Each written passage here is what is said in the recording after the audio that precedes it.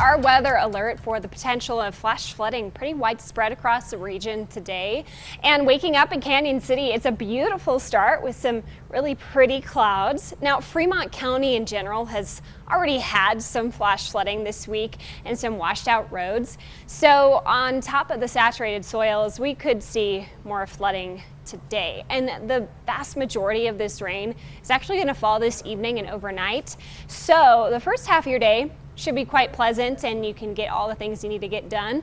But then for the mountains and the plains from noon till midnight, we are watching for thunderstorms. So some storms today may provide as much as 1 to 3 inches of rainfall in one spot. And that will certainly cause some flooding conditions on creeks, rivers, roads, burn scars, urban areas. So our flood watch today does cover a good portion of the Front Range and I-25, the entire I-25 corridor in Colorado, and as well as the I-70 corridor into the eastern plains.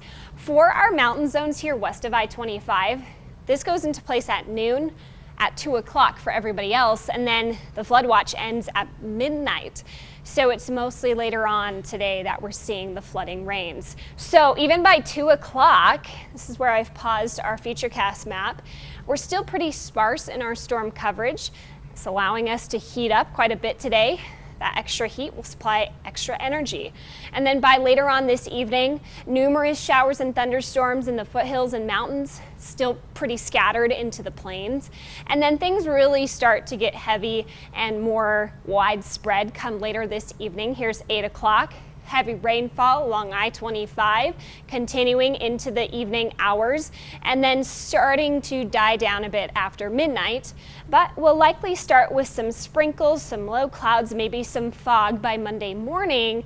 And then those of you who do see enough sunshine on Monday afternoon will get another thunderstorm during the afternoon hours. Thunderstorms on Monday, pretty spotty, hit or miss, and we're not as concerned about flooding, although perhaps an isolated storm could drop enough rainfall to allow for that. Now, in terms of precipitation throughout the next 24 hours, in the blue zone, that's where you could see over an inch. In the green zone, that's at least 1/4 to 1/2 inch of rainfall. So good moisture on the way. Just be mindful of the flooding conditions that you might encounter.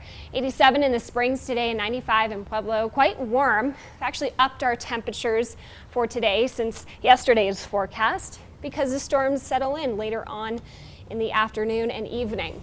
For Colorado Springs, I have a storm impact 3 out of 5 today. You will have to change your plans for this evening. It's not going to be fun to be outside during the rain and the lightning, and this might be dangerous if you encounter flooded conditions. So by Monday, a couple of chances of thunderstorms throughout the afternoon. We're cool to 78. Then by the end of the week, we're starting to dry up and warm up. In Pueblo, looking forward to also some heavy rain potential this evening, especially, in the late afternoon, after dinner time even, into the overnight. So when it's raining that hard and there's a flash flood warning when it's dark outside, that could make things even more dangerous if you're out driving around. So just be extra mindful of your surroundings. Then as we head into the later portion of the week, we're back to the 90s by Wednesday, and we're going to dry out pretty well.